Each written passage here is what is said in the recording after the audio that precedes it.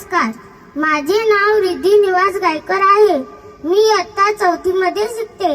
आमच्या वर्ग शिक्षिकेचे नाव जयश्री जयवंत पाटील आहे.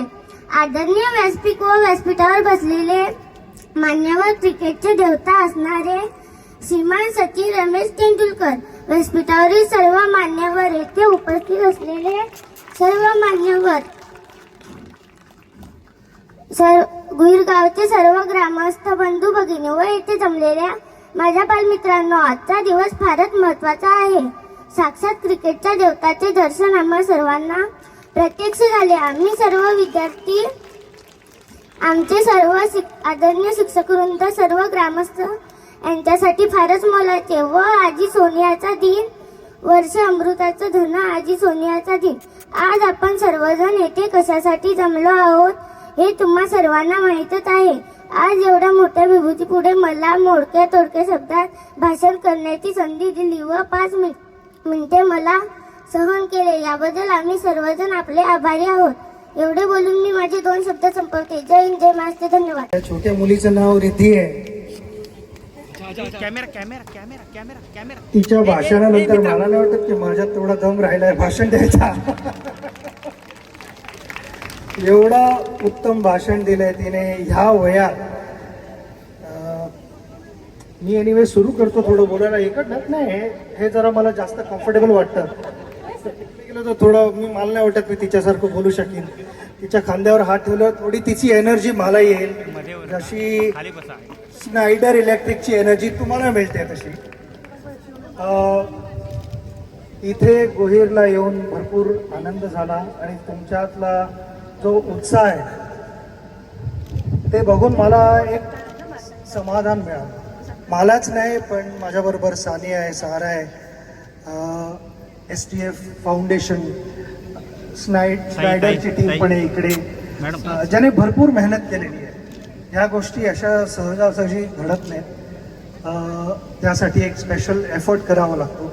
मला आठवतं आम्ही एक ऑलमोस्ट 2015-2016 साली दिल्लीला बसलो होतो, स्नायडर टीम बरोबरच बसलो होतो आणि आमचं डिस्कशन होतं की आपण काहीतरी असं समाजासाठी करायला हवं ज्याने, ते इंग्लिशमध्ये कॉन्व्हर्सेशन होतं, त्यामुळे मी त्यांना बोललो की it should bring a smile to that face. आणि त्यामुळे आमच्या फाउंडेशनचं ह्याचं नाव आम्ही स्प्रेडिंग हॅपीनेस इंडिया फाउंडेशन म्हणून दिलं.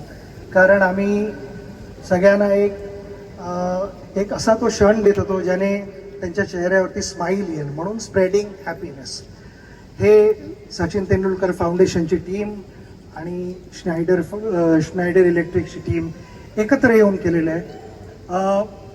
जसं आत्ता सांगितलं गेलं की आत्तापर्यंत आम्ही 500+ शाळांना सोलर एनर्जी प्रोव्हाइड केलेली आहे आणि तिकडे जे डिजिटल क्लासरूम आहे ती 500+ शाळांना झालेली आहे, ज्याच्यामुळे 1,65,000 हा एक रफ नंबर आहे. मे बी त्याच्याहून थोडे जास्त पण असतील. मुलामुलींना फायदा झाला आहे आणि हे लहान लहान गावात जाऊन केलेलं आहे. कारण मला वाटतं असे जे छोटे डायमंड्स असतात, हे हिरे, हे अशाच ठिकाणी मिळतात.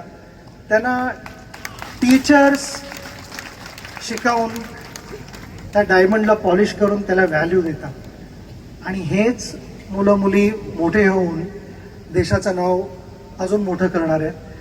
आपल्याला सगळ्यांना माहिती आहे की किती गरज आहे ह्या वयात. बरोबर जो एक अभ्यास करतो, तुम्ही टीव्हीवरती अभ्यास करायचा मी कधी केला नाही, माझ्या ऐकू नका अजिबात. मी मस्ती करायचो भरपूर. तुम्ही मस्ती करा आणि अभ्यास पण करा आणि जे तुम्हाला मोठं होऊन जे काही करायचे त्या गोष्टी तुम्ही करायला पाहिजेत. आणि ह्याच्यात मी म्हणेन टीचर्स आणि घरी आई बाबा, आजी आजोबा, भाऊ बहीण जे कोण असतात त्यांचा सपोर्ट, त्यांच्याकडनं तुम्हाला एक प्रोत्साहन मिळणं भरपूर महत्त्वाचं असतं. कारण मी ज्या वेळेला लहान होतो त्यावेळेला माझे वडील प्रोफेसर होते, माझे वडील लेखक होते, पण त्याने मला कधीच फोर्स नाही केलं की मलाही प्रोफेसर व्हायचं आणि मलाही टीचर व्हायचं आहे, मलाही कविता लिहायच्या, असं कधीच मला फोर्स नाही केलं. त्याने आधी माझी आवड काय आयुष्यात ते समजण्याचा प्रयत्न केला.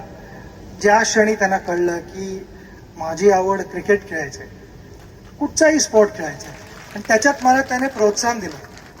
ज्या गोष्टीची गरज होती त्या गोष्टी त्याने मला द्यायचा पूर्ण प्रयत्न केला. तर मी इथे आई वडिलांना ह्यांच्या तेच सांगेन की त्यांना प्रोत्साहन द्या आणि ते नक्की तुमचं नाव वर आणतील.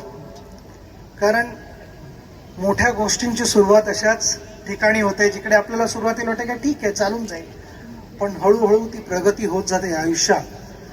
आणि नंतर आपण म्हणतो की वा काय छान काम करून दाखवलंय. आणि मला पूर्ण खात्री आहे की ह्या गावात नाही, आपल्या नुसतं मुंबई महाराष्ट्राचंच नाव नाही पण आपल्या देशाचं नाव जगभर जाईल.